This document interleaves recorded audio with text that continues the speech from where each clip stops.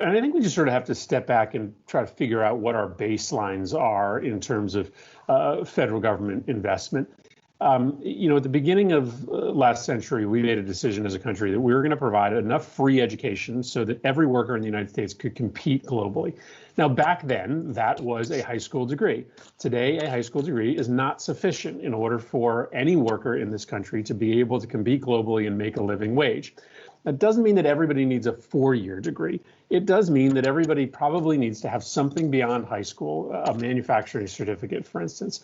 And my belief is that the government should just update its guarantee. We should decide what the level of education you need is now to compete globally, and we should provide it for free.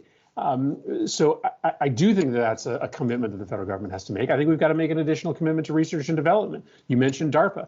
It was federal investment that led to the invention of the internet, that led to the invention of the fuel cell, right? That and all sorts of things we now take for granted wouldn't have happened, at least as quickly, if not for federal investment. So we've got to put more money into places like NIST and NIH and the Institute of Sciences.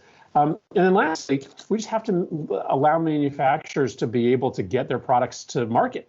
And as our roads and our rail lines atrophy, it just becomes a lot harder for companies here to be global players. So I just think we have to update the amount of investment we're making in people, in research, and in infrastructure.